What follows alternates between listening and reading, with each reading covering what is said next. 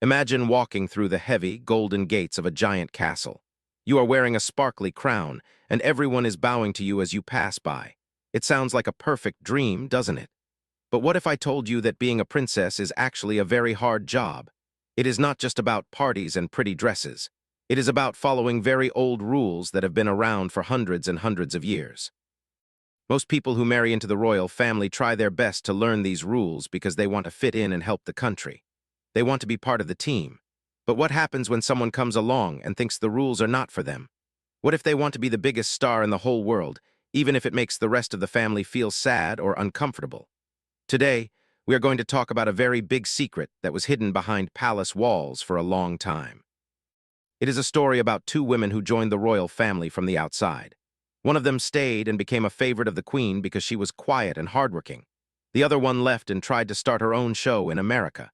This is the story of Sophie and Meghan, and the secrets that finally came out in a way that surprised everyone. Get ready, because this is a story about choices, rules, and what really happens when the cameras are turned off. There is some very big news that we need to talk about today. It is about two women who were not born as royals but married princes.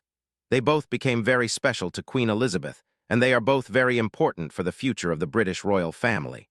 On April 1st, 2026, something happened that stopped the whole world in its tracks. It was a news story on the BBC, and it was definitely not an April Fool's joke. Sophie, who is the Duchess of Edinburgh, did something very brave.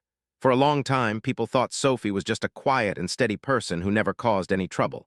She was the one who always followed the rules and never said anything mean. But on this day, she decided to speak the truth.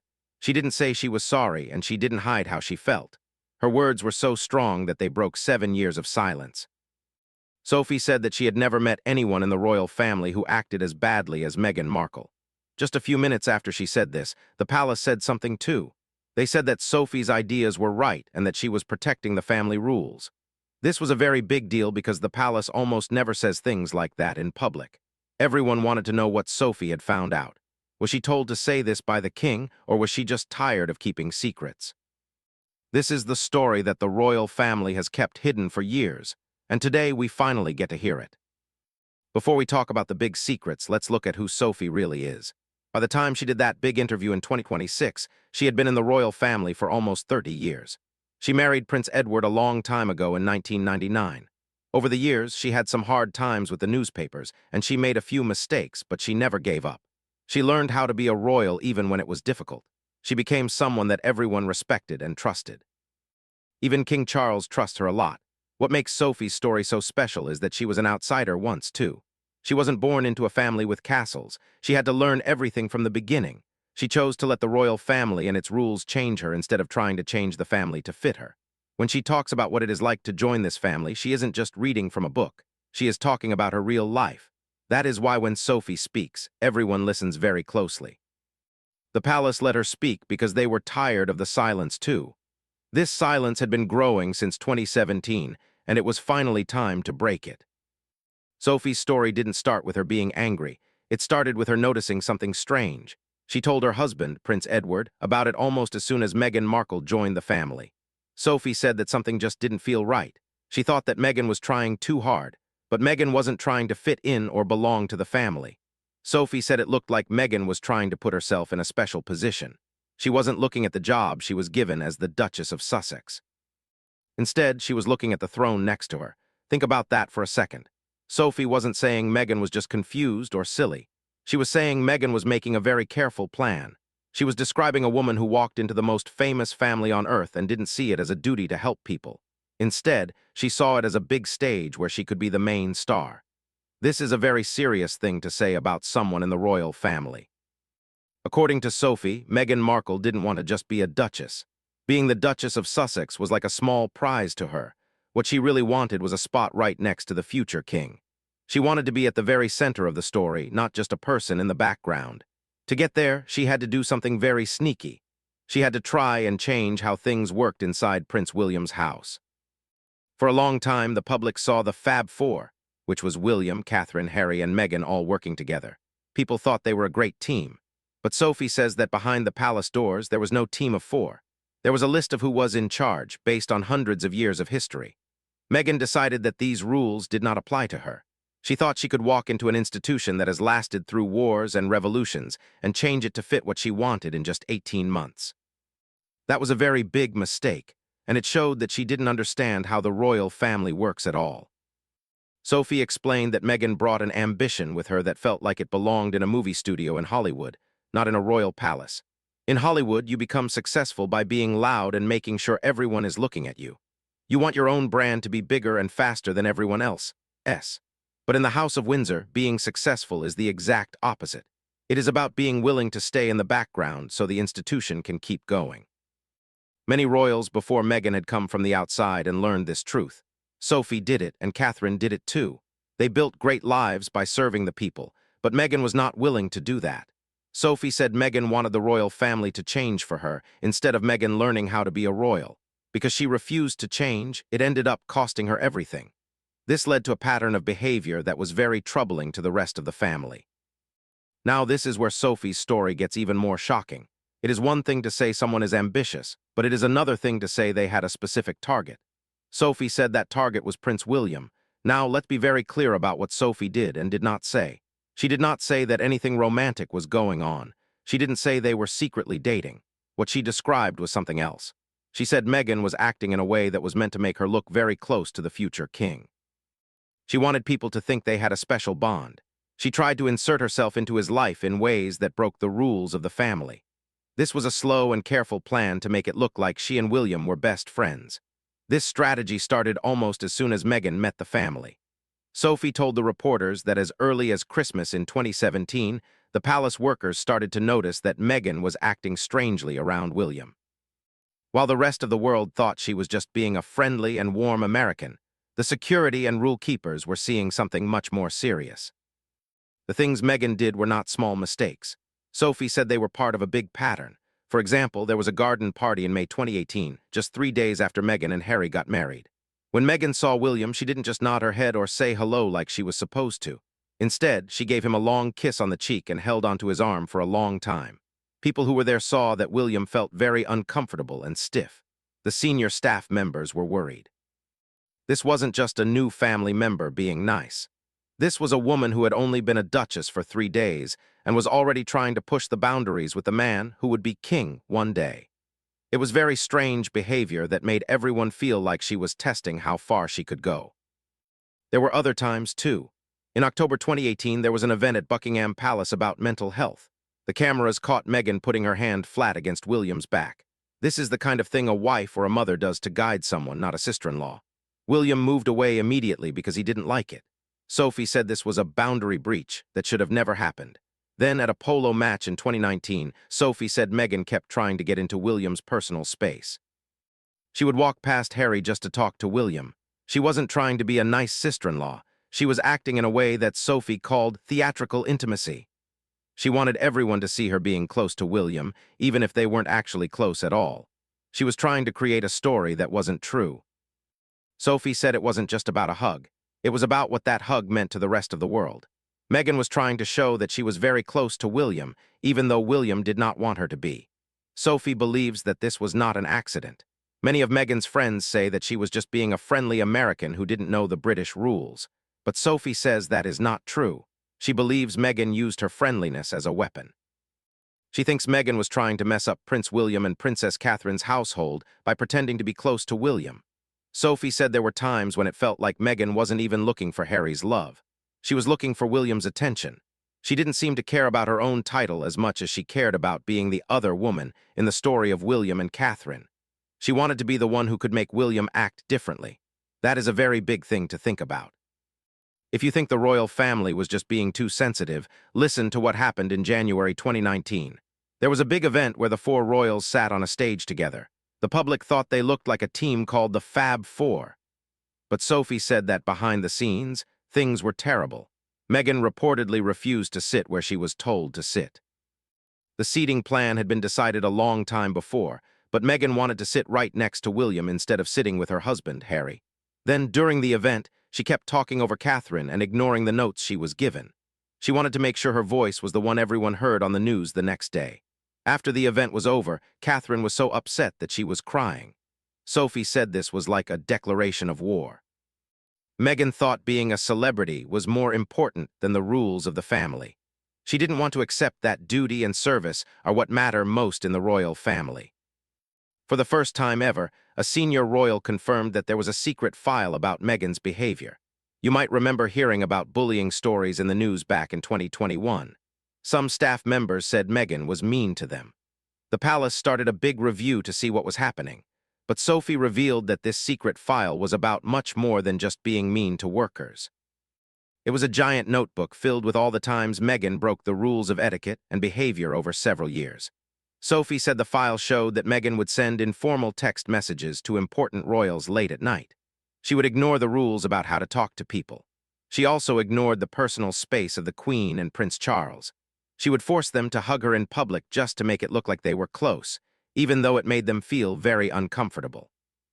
Most serious part of the secret file was about Meghan using private family secrets. Sophie said Meghan would take things that were said in private and give them to famous people in the American media. She wanted to create a story where she was a nice American person being treated badly by a cold and old-fashioned British family. Sophie said Meghan wasn't trying to be part of the family at all. She was trying to be the disruptor-in-chief. This means she wanted to be the one who messed everything up. She wanted to be the big star, and if she couldn't be the Queen, she wanted to make the Queen's life very difficult. This is a very strong thing for Sophie to say, and it shows why the family was so worried about Meghan's behavior. This last part might be the most important thing Sophie said. It tells us the real reason why Harry and Meghan left the royal family. The news usually says they were driven out by mean people and cold rules. But from Sophie's point of view, it was a strategic withdrawal. This means Meghan realized her plan to change the royal family wasn't working. Prince William wouldn't change, and the family wouldn't bend the rules for her. So she decided the only thing left to do was to try and burn everything down as she left. Sophie said the famous opera interview wasn't a cry for help. It was a way to launch a business. It was a calculated attack on the family. Sophie even said she tried to help Meghan many times. She offered to be a mentor and show her the ropes.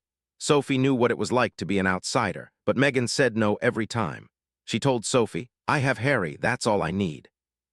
Sophie thinks those words are very scary. She believes Meghan didn't want any help because she wanted to be the only person Harry listened to. She wanted to keep him away from his family and his friends so that he would only believe her version of the truth. Meghan needed him to be isolated so that she could use his pain to make money and get attention. She wanted to make sure there was no one left who could help Harry come back to his family. This is the story of how a man who was very close to his brother ended up not talking to him for years. Sophie's words give us a very clear and sad picture of how Harry was pulled away from everyone he loved. Between 2019 and 2020, Sophie says there was a slow process of cutting Harry off. His phone lines to William's office were closed. Whenever Harry wanted to meet with his brother, he was told the same thing. Meghan says we are busy, or Meghan feels we need space. Sophie called this a psychological blockade.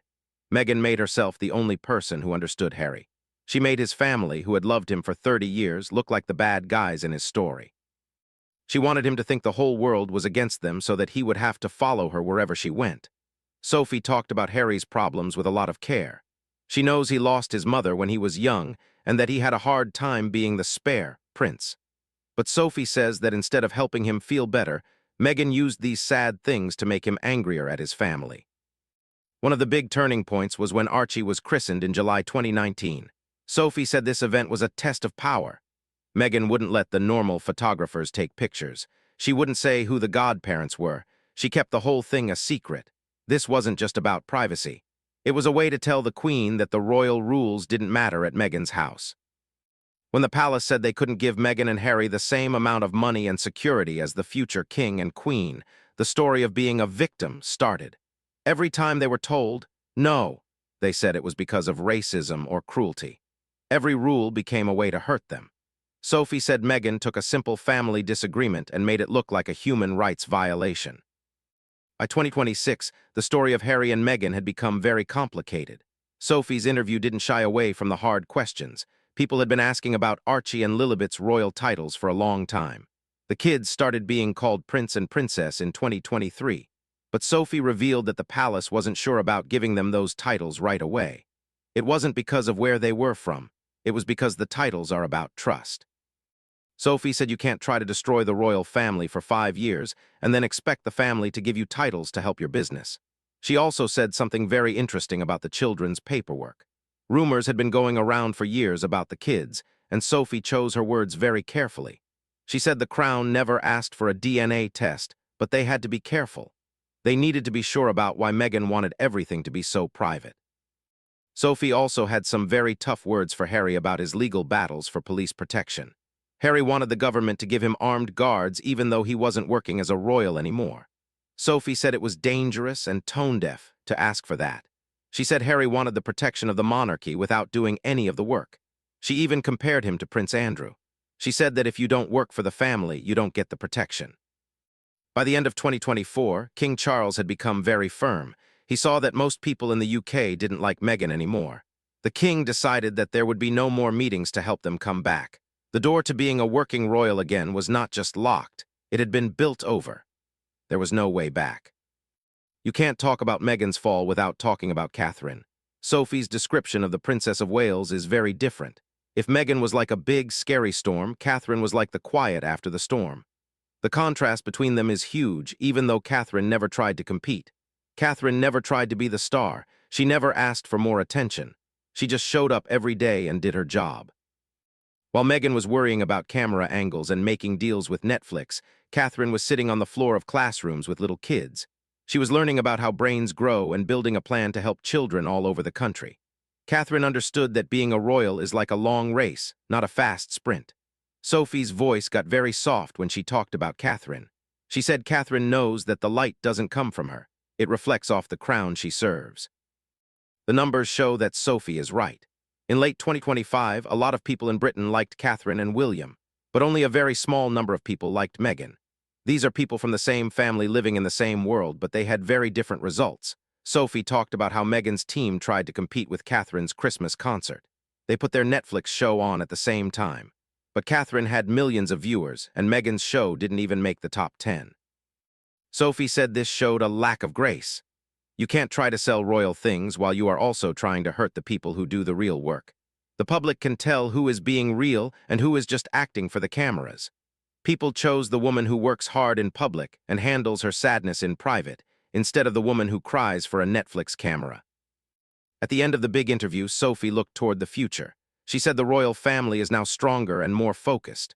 All the drama and the legal fights were painful, but they helped the family realize what is really important. Sophie said they have had their era of correction. They know who they are now. They are the people who look after British history. They are not there to be liked on Instagram. They are there to be trusted when things go wrong. By the end of 2025, Meghan and Harry's business deals were not doing very well. Their charity was getting less money. Their brand was hitting a wall. Sophie said the reason is simple. You can't tell the world the royal family is bad and then try to sell a lifestyle based on being a royal. It doesn't make sense, and people can see the hypocrisy. Sophie also explained why the palace stayed silent for so long. They didn't say anything when Harry wrote his book or when the Netflix show came out. Some people thought they were being weak, but Sophie said it was actually sovereign finality. The king and William decided not to play the game. They knew that if they argued back, it would just give Meghan and Harry more attention. So they just moved on. They focused on their duties and the Christmas concert. By doing this, the palace made the Sussex story disappear without even having to fight. They just kept working, and the world moved on. Finally, Sophie gave her last words on the woman who had caused so much trouble for 7 years. She said Meghan treated the royal family like a stage to perform on. Sophie's voice was very quiet but very strong. She said the family treated Meghan like a family member until she proved she wasn't one. Sophie wasn't shouting or bitter, she was just telling the final truth. Meghan, who Sophie called the wild element, didn't break the royal family, she just tested it. She showed where the cracks were. But when all the cameras went away and the famous interviews were over, the crown and the duty were still there. The people who chose to serve were still there. The door is now closed and the kingdom keeps going. History will remember the people who tried to use the stage for themselves, but it will honor the people who did the work. Now we know exactly what happened behind the palace walls. It is a story that changes how we see everything. If you believe that the British monarchy has survived its biggest challenge, tell us what you think in the comments. If you think there is still more to come in this story, let us know that too. This story is not over, and there are still many questions to be answered. Make sure you hit the subscribe button so you don't miss any updates. Like this video if Sophie's words changed your mind about royal history. Share this video with your friends because they deserve to hear the full story too. Thank you for watching, and I will see you in the next one. There is always more to discover when it comes to the royal family, so stay tuned for the next big update. We are just getting started.